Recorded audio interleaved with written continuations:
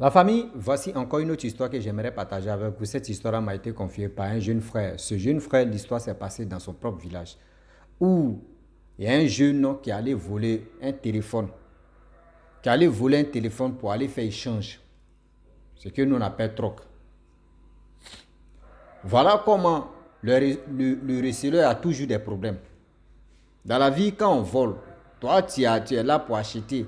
Toujours le receleur, c'est toi qui prends des pots cassés. On va quand même écouter. Un téléphone, tu coûtais plus de 180 euros ou 190, bon 180 euros. Voilà, au lieu de payer 180 euros, tu vas l'acheter le téléphone. Voici comment ses parents ont fait maintenant aujourd'hui. Ils ont vendu les champs et ils ont dépensé plus de 3 millions. Ils ont dépassé plus de 3 millions de francs CFA pour qu'on puisse vraiment apaiser la fin en question. La famille, l'histoire vraiment, ça commence et ça va commencer. Un seul, une seau, à te porter mes lunettes. Ça a chauffé. Voici l'histoire qui commence. Il y a un jeune burkinabé qui était venu en Côte d'Ivoire. Il était avec ses parents, tout ça là. Et ses parents ont décidé de dire, bon d'accord, on va faire un petit truc où tu fais ton petit commerce qui est boutique, ce petit supermarché là. Et dans ça, maintenant, le jeune homme en question, lui, il avait énergie soleil, dont il chargeait les téléphones des gens. Quand tu viens déposer ton téléphone, il charge ça à 100 francs. Quand tu viens récupérer ton téléphone, tu lui donnes les 100 francs et il te donne ton téléphone. Donc c'était comme ça, tout le monde savait comment lui il fait ses trucs dans le village. Au fur et à mesure, oh, dans le truc, comment dirais-je, boutique d'en face aussi, il y a quelqu'un aussi, lui aussi il avait énergie solaire, mais pour lui c'était vendre des téléphones de deuxième main et aussi première main. Donc c'était comme ça, lui aussi il était. Voici un jeune homme, dans le village on savait que c'était un voleur. Dans le village, on savait que c'était un vrai voleur. Lui, il vole moto des gens, il vole téléphone des gens. Ce que lui, il trouve seulement là, si c'est à vendre seulement, à revendre là, lui, il prend. Et il a fui le village, il allait à Abidjan. Et à Abidjan, il faisait tous ces conneries là encore.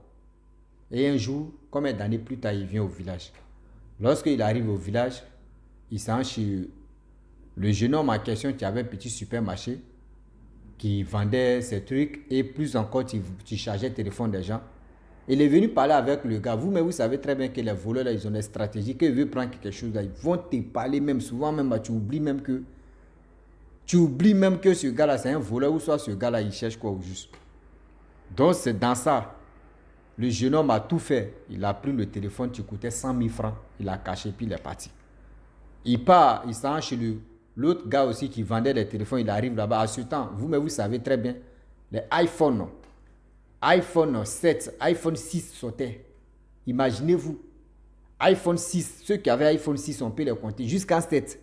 On peut dire que c'est des ministres qui avaient les iPhone 7 à ce temps. Donc le jeune homme en question, lui, lui qui avait volé là, le voleur là, lui il allait chez le vendeur, le revendeur aussi des téléphones dans le village, il arrive là-bas, il dit lui il veut iPhone 7.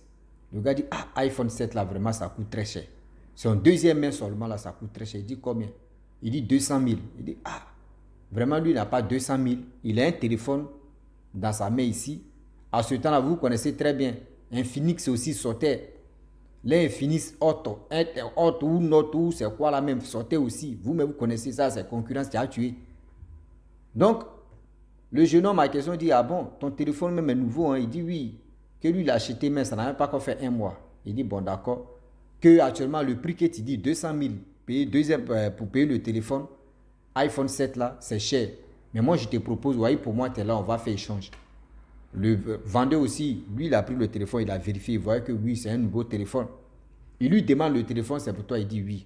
Oh, Dieu merci, le vendeur en question, à ce temps, les caméras, etc., etc., lui, il avait placé caméra à énergie soleil, la caméra marchait. Et voilà comment le jeune homme en question, lui, il a fait échange, il dit, bon d'accord, le problème est que tu vas prendre le iPhone 7, plus ton téléphone. Donc, si ton téléphone, il faut mettre 100 000 francs, Là, tu prends le iPhone 7 à 200 000. Il dit ok. Il avait dit 150 000. Le gars dit non, qu'au moins il faut diminuer à 100 000. Il dit ok, 100 000, donne-moi ton téléphone. Le voleur est parti chez lui à la maison. Il a pris 100 000 et il a donné les 100 000 plus le téléphone. Lui, il a pris iPhone. Après ça, le jeune homme est parti. Il a quitté le village. Lui, il est parti. Dans le téléphone, le gars a mis ça dans sa caisse. Lui, il vendait ses téléphones. Et voilà comment ceux qui avaient l'habitude de venir donner le téléphone que le jeune homme charge et après il vient leur donner pièce de 100 francs pour récupérer leur téléphone. Des gens sont venus récupérer leur téléphone. Celui de Infinix, il vient, il dit ah mon frère, mon téléphone. Il dit non, tu as déjà pris. Il dit non, tu m'as donné le reçu, voyez le ticket. Moi, je n'ai pas encore récupéré mon téléphone. Donc voilà comment les deux ont commencé à chercher, ils n'ont pas trouvé. Il dit ah moi je te donne 3 jours, il faut chercher mon téléphone. Parce que là, moi, c'est que j'ai laissé mon téléphone ici. Donc, dans chercher. Voilà le jeune homme aussi qui chargeait le téléphone des gens. Il allait voir ses parents. Ses parents disent, bon, d'accord. Il dit, il faut acheter son téléphone. Mais actuellement, là, ce que tu vas faire, c'est mieux d'aller à la gendarmerie de Abengourou. Et si tu arrives là-bas, ils n'ont qu'à tracer. Parce que le jeune homme en question, celui qui avait l'Infinix, il a envoyé le carton de son Infinix. Vous qui aimez acheter les téléphones deuxième main, les téléphones sans carton là. Mais si tu n'as pas quand même le carton, il faut regarder la série de ton téléphone. Série de ton téléphone là, il faut mémoriser. Ça veut dire que tu copies et puis tu déposes ça quelque part. Ça va te sauver la vie. Et voilà comment le jeune homme en question, ses parents lui ont dit va à Bengourou, va porter plainte et puis aussi va voir des gens qui peuvent tracer. Or lui il a pris le carton, il a dit à le gars donne-moi le carton là. Je vais chercher ton téléphone. Donc lui, il a pris le carton, il allait à Bengourou, il allait dire aux policiers, aux gendarmes. Les gendarmes disent pour tracer ce téléphone-là, est-ce que tu as le carton? Il dit oui, voici le carton, tu es là. Il a tout expliqué, comment ça s'est passé, et eux, ils ne retrouvent pas le téléphone. Il dit bon, les gendarmes disent, il faut nous donner 100 000 et 50 000 francs CFA, nous on va le tracer. Donc il a donné 100 000 plus le carton, le série de téléphone en question. Donc, ils ont tracé, ils ont vu que le téléphone même se trouve dans le village. Ils ont dit, mais toi, ton téléphone que tu cherches ici, là, série ça là, le téléphone se trouve au village. Il dit, mais lui, on ne connaît pas où ça se trouve. Maintenant, les gendarmes ont dit, bon, d'accord. Mais ça y est, dans ton village, nous, on ne sait pas ce qu'on fait. Il a dit, bon, d'accord. Les gendarmes ont dit, si tu veux, tu vas payer notre déplacement, on va aller attraper la personne. Il a dit, ok, il n'y a pas de problème. Il a payé le déplacement du gars, des gendarmes, 20 000 francs. Ils sont allés au village. Lorsqu'ils arrivent au village, il y avait la poste de police aussi là-bas. Donc, arrivés là-bas, eux aussi, ils ont vu des collègues, pareil, ces mêmes armées là. Ils ont dit, non, nous, on est venu attraper quelqu'un. Il a volé un téléphone, voici ceci, voici cela. Donc, on les a logés, ils étaient tranquilles. Vous savez très bien que les policiers ou les gendarmes, surtout l'armée, quand ils veulent vraiment t'attraper là, ce n'est pas la journée. C'est où tu es en train, c'est-à-dire où tu es en train de dormir, où le sommeil est doux dans tes yeux comme ça, à 4h, 5h là, ils vont venir casser ta porte. C'est-à-dire que tu te réveilles un sommeil là, tu ne peux plus où tu vas partir. Et c'est là maintenant, les gendarmes ont décidé de passer à l'attaque maintenant d'attraper le gars. À partir de 5h, eux ils tapent la porte, le gars ouvre. Voici comment ils ont commencé à le brutaliser. On dit non, il y a un téléphone ici que tu as caché, tu as volé, etc. Il dit non, lui il est un revendeur de téléphone, lui n'a pas acheté, lui n'a pas volé le téléphone. Et ils ont fouillé, ils ont trouvé le téléphone en question. Et vous connaissez très bien qu'au village, le village n'a qu'à être comment, même en ville même, quand il y a des trucs comme ça, Ferrage va tuer. Voilà comment les villageois se sont réveillés maintenant pour voir, il y a quoi. Ils ont parlé. Lui, il a dit, lui n'a pas volé le téléphone. Que le téléphone, lui, se rappelle très bien. Le téléphone, ça là, il y a telle personne qui lui a donné le téléphone. Et puis, il a mis 100 000 si ça. Lui, il a redonné iPhone 7. Les gars disent non, pour te justifier, allons-y. Dans nos bases là-bas. Et c'est là-bas, tu vas quand même parler à nos chefs. Parce que là, nous, on t'a attrapé, tu es un voleur. Donc, il allait là-bas, il s'est justifié, tout ça. On dit non, nous, on ne croit pas. Et voilà, Dieu merci, il avait une petite énergie, soleil qui était là, où il alimentait sa caméra. Il a dit, voyez, tel jour, la personne m'est venue me vendre, voyez ceci, voici cela. Ils sont allés chercher la bande de caméras même, là, surtout la mémoire même qui était là-bas. Ils ont regardé, ils ont vu le gars en question. Et ce que le vendeur a dit, c'était vrai. On dit, ils ont cherché le gars. Déjà, lui fuyait la Côte d'Ivoire. Il ne savait pas qui lui a dit. Il ne sait pas comment lui, il a soupçonné que oui, on le cherchait. On dit c'est entre Côte d'Ivoire et Ghana. C'est là ils l'ont attrapé. Donc, ils l'ont envoyé à Bergourou. Voilà comment les choses sont passées.